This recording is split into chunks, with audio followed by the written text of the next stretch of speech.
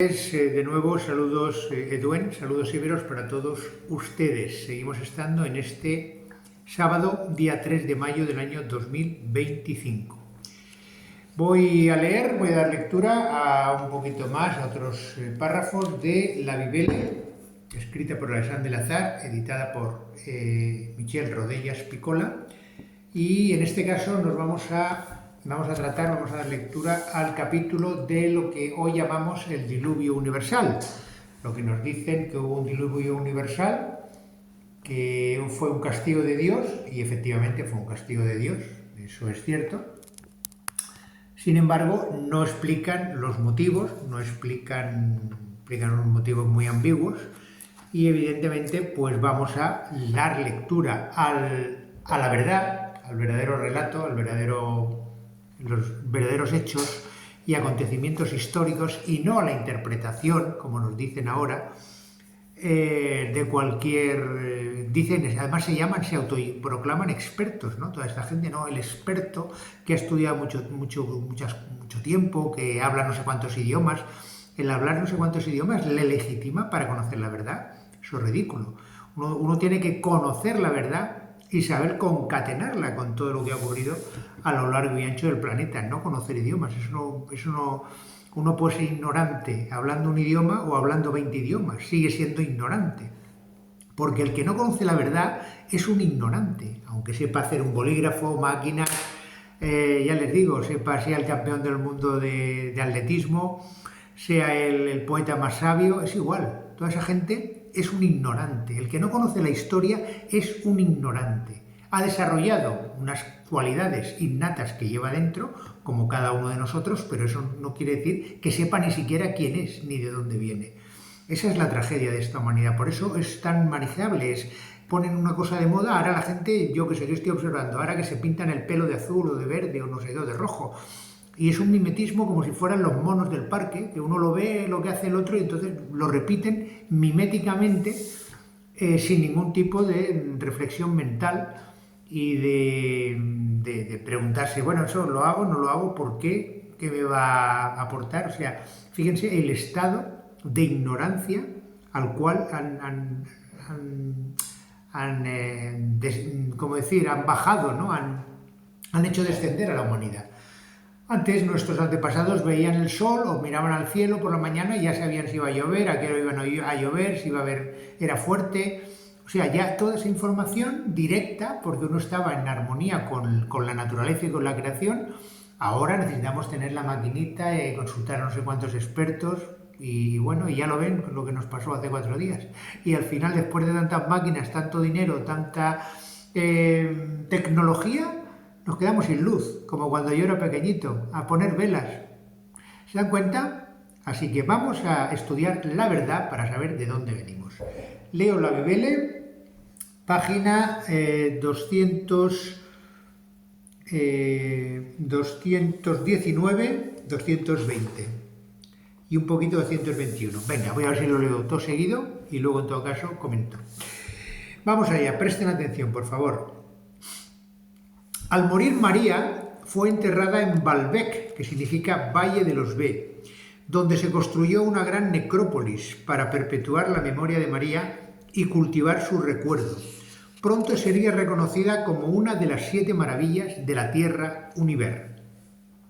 Más de 10.000 seres humanos estuvieron en los días de su funeral. Se entonaron en voz alta los cantos y cánticos, el famoso himno B, que les enseñamos a nuestros hijos y nietos, lo hacían en coro, a doble voz, por la gran abuela y esposa y madre de Dios B, que sucumbió debido al horrendo crimen de los Iudas y por el zar de los Ele muriendo en trágicas circunstancias. Jesús se afincó en Daechabeil, actual Biblos. Era un lugar muy hermoso. Fueron acogidos con mucho cariño y admiración por las poblaciones payas, llegadas desde lejos para admirarlos. Primeramente por las altas estaturas de sus cuerpos, por su pelo rubio y ojos azules. Dicen que el color de sus ojos era igual al color del cielo de donde procedieron. Marguerite Lavane, planta la primera cepa de viña que creció y se desarrolló en este globo terrestre. Y pronto muchos pies de viña se alinearon a lo largo de las llanuras y cerca del mar. Marguerite también trajo las semillas del naranjo, del limón, de la mandarina y del maíz. Las gentes de esas tierras quedaron entusiasmadas y su admiración para los de la raza blanca crecía día a día. Jaungoiko se enfureció por la muerte de María y quiso dar una lección ejemplar que no olvidaríamos nunca, y nos mandó el satálitu. Y Jesús, aquí hago un pequeño hincapié, el satálitu es la luna, ¿correcto? También se llama satélite, ¿verdad? Nosotros le llamamos el satélite de la Tierra. Bueno, pues satálitu es la luna, ¿correcto? Antes del diluvio universal, del golpe, no estaba la luna a nuestro alrededor. Son datos históricos, científicos y verdaderos. Continúo. Jesús recibe la noticia del cielo de que Dios Todopoderoso, enfurecido, ha decidido destruir la mayoría de las ciudades de este globo y exterminar a la mayoría de sus habitantes, sobre todo a los antiguos territorios, en los antiguos territorios donde aún acampaban los Yudas y los de Patagonia y sobre todo el continente Hispania. En su Onue, que significa el consejo, previene a sus descendientes y a los abisenios que deberán subir a las montañas más altas y traerse consigo a los animales domésticos más útiles por parejas para que se puedan reproducir, así como las semillas de plantas. El choque de la luna contra el globo, Univer, fue tremendo. Los payos lo llamaron Agolpa, el golpe. El primer contacto violento se produjo en el territorio de Persia actual, o Irán, después de haber rodado por el desierto de Gobi.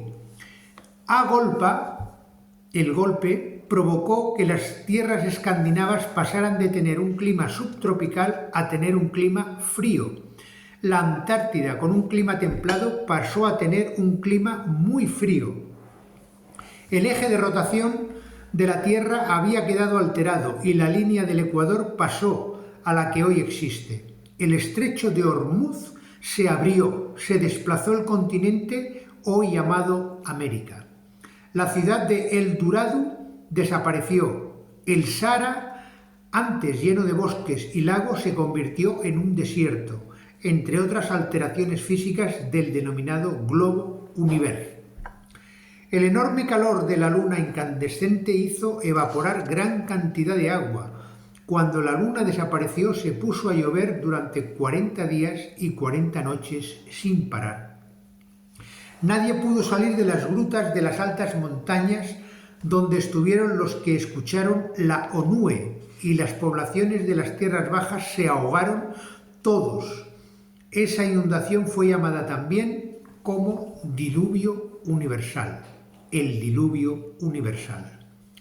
A los descendientes de achúrides afincados en esas montañas no les pasó nada, pero pasaron mucha hambre, debieron sacrificar a la mitad de los animales.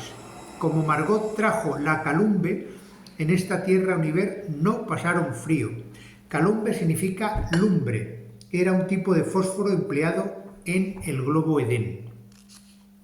Los payos que siguieron los pasos de los B y después de que bajara el nivel del agua, crearon enseguida su segundo imperio y con el tiempo ocuparía toda la tierra de Univer, menos un pequeño territorio llamado Eta Berik, de las regiones llamadas de la Elie, de las cuales estos últimos territorios antiguamente con climas templados ahora eran muy fríos. Finalmente, Jesús muere en el año 10.094 a.C., en Daecheveil, que quedará también para la historia con el denominativo de Bibelos, por haber escrito en ese lugar el libro Abibele, el camino de los Vele, este libro.